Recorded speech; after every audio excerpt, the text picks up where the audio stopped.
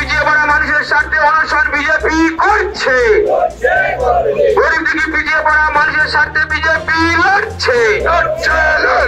মানুষের কাছে কাটমানি চাওয়া হচ্ছে কেন? বিধায়ক তুমি জবাব দাও। থেকে নাম কেটে বাদ দেওয়া হচ্ছে কেন? বিধায়ক তুমি জবাব দাও। গরিব দুঃখী নিপীড়িত। নমস্কার। তালিকায় নাম ছিল, সেই তালিকার নাম কেটে দেওয়া হচ্ছে কেন? প্রধান তুমি জবাব তোমারে দিতেই হবে। পরিবারের নাম অনিমা শিকারী। এবার মাটির ঘর, কাঁচা ঘর দেখে গেছে, 3বার করে ভিডিও থেকে লোক এসছে। এবার আমার পাশাপাশি যাদের ঘর তাদের টাকা ঢুকেছে, আমি শুধু বিজেপি করি, আমার দোষ কি বিজেপি করি। আমার রাত্রে অন্ধকারে এসে বলছে যে তোমার 1006 টাকা দিতে হবে, ব্যাংকের অ্যাকাউন্টটা দাও, তোমার হচ্ছে টাকা ঢুকবে।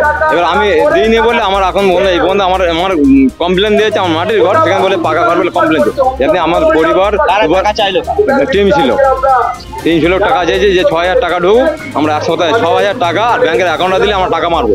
কিন্তু রোববার টাকা যখন ঢুকবে তখন 6000 টাকা দিতে হবে। এই করিনি বলে আমার এখন মোটামুটি আমার ঘর এখন আমি তার মধ্যে আমার ঘরের টাকা পয়সা ঘুরে জমি জায়গা বন্ধক ছিল, সেই টাকা তুলে নে আমি 1500 ইট তুলেছি। এইটা চোখে বাদি ও আরো কিনা করতে পারে। এই জন্য আমার মাটির ঘর সেখানে পাকা ঘরে কমপ্লেন দেয়। আমাদের পরিবার দুদিন আমাদের মেম্বারের সঙ্গে দুদিন গিয়েছিল, বলার পরে 16 তারিখে আমার ঘর ভিডিওর লোক গিয়ে ইনকোয়ারি করে। এই পর্যন্ত আমি আর কিছু পাই। ভিডিও আমার পরিবার ভিডিও 2বার করে গেছে, সোমবার গেছে, মঙ্গলবার গেছে। যাওয়ার পরে ভিডিও আমাদের বিকাশ দা আমাদের বাপ্পা গিয়ে খবর বলে আসতে, ওরা 16 তারিখ 5টার দিকে গিয়ে ইনকোয়ারি করে। কিন্তু আমাদের পরিবার হচ্ছে ব্যাংকের বই নিয়ে চেক করতে আমার টাকা ঢোকে। মানুষের স্বার্থে অনশন বিজেপি করছে। গরিব দুঃখী পিছিয়ে পড়া মানুষের স্বার্থে বিজেপি লড়ছে। নমস্কার। দিদিমণি চেয়ারে বসার পর তার নেতাদের শিখিয়েছিল 25 আর 75 রেশিওর কাটমানির কথা। যতদিন কেন্দ্রীয় আবাস যোজনা সব 100 দিনের টাকা, স্বচ্ছ ভারতের টাকা এখানে এসেছে, দিদিমণি সাগরেদরা চেলাচামুন্ডারে ভাইয়েরা কাটমানি খেয়ে সব ফুলে ফেপে বেড়ে উঠেছে। এখন কেন্দ্র 100 দিনের টাকা, প্রধানমন্ত্রী আবাস যোজনার টাকা বন্ধ করে দিয়েছে। দিদি বলছে ডিএমএসডিএদের নির্দেশ দিয়েছে যে যারা এই বাংলার আবাস যোজনার টাকা খাবে তাদের বিরুদ্ধে এফআইআর করে ব্যবস্থা নেওয়া হোক। আর দিদিমণি সাগরেদরা এখানে তৃণমূলের যারা ঘর পাচ্ছে তাদের থেকেও কাটমানি চেয়ে বেড়াচ্ছে।